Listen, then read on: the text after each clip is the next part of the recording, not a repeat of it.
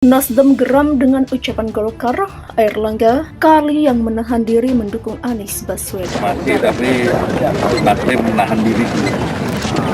Banyak mengajak, jadi kalau dua-dua bergabung lebih kuat lebih baik.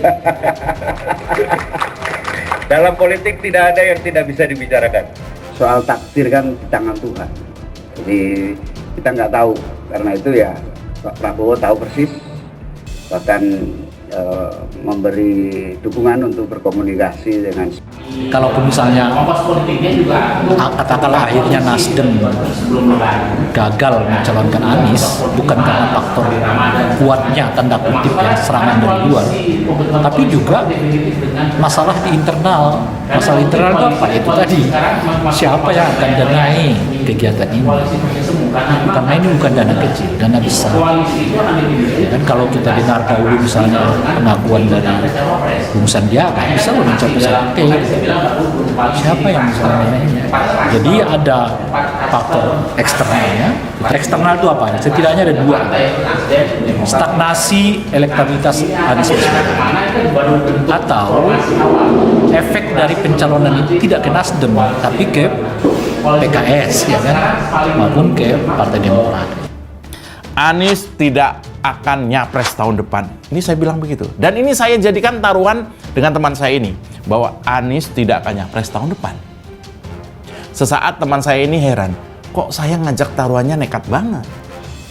Seorang gubernur ibu kota mau nyapres, kok saya bilang nggak akan bisa.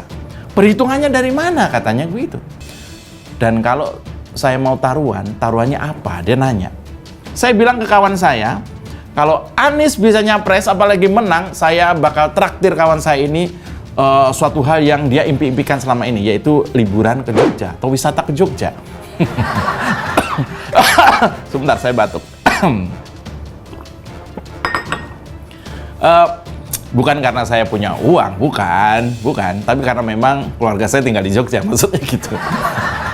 Tapi kalau ternyata perkiraan saya benar, Anies nggak bisa nyapres pada 2024 nanti, maka saya minta kawan saya berhenti jadi kadrun. Ketua Umum Partai Golkar Airlangga Hartarto menyatakan Partai Nasdem mulai menahan diri untuk mendukung Anies Baswedan menjadi calon presiden 2024 mendatang. Hal ini pun membuat Wakil Ketua Umum Partai Nasdem Ahmad Ali menjadi geram. Menurutnya pernyataan Airlangga Hartarto tersebut dipastikan tidak benar. Enggak lah, itu kan pernyataan Airlangga, bukan pernyataan Ahmad Ali atau Surya Paloh. Ujar Ahmad Ali saat menduga bahwa saat dikonfirmasi, Ali menduga bahwa Airlangga Hartarto lah yang menahan diri untuk mendukung Anies Baswedan menjadi Capres 2024. Pasalnya, lanjut Ali, keputusan partainya untuk mendukung Anies Baswedan menjadi Capres setelah final melalui mekanisme internal Partai Nasdem. Menahan diri kayak gimana? Yang menahan diri Airlangga kali ya untuk mendukung Anies? Kalau kita itu gini, keputusan mendukung Anies itu sudah keputusan final yang kemudian diambil dalam mekanisme struktur organisasi. Jadi keputusan itu tidak mungkin dianulir oleh siapapun kecuali oleh forum partai ya.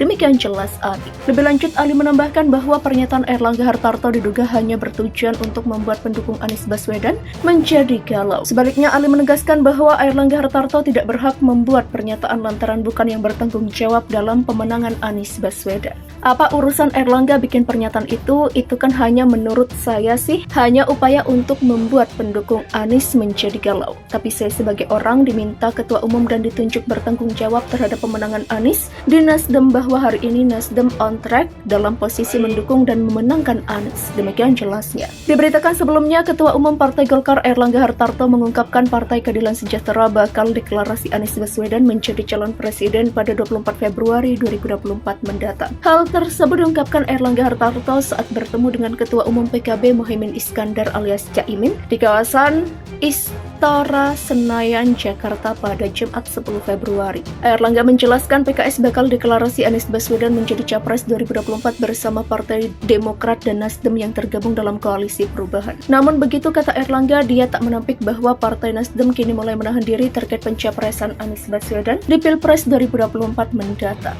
Sebagai informasi, Anies Baswedan sudah mengantongi tiket untuk maju sebagai Capres 2024 usai mendapat dukungan dari Partai Nasdem, Partai Demokrat, dan PKS. Memang, jika digabungkan, suara ketiga partai itu secara total telah memenuhi ambang batas presidential threshold Sesuai aturan ambang batas pencalonan presiden atau presidential threshold dalam pemilu presiden 2024 adalah 20% kursi parlemen atau 25% suara sah nasional.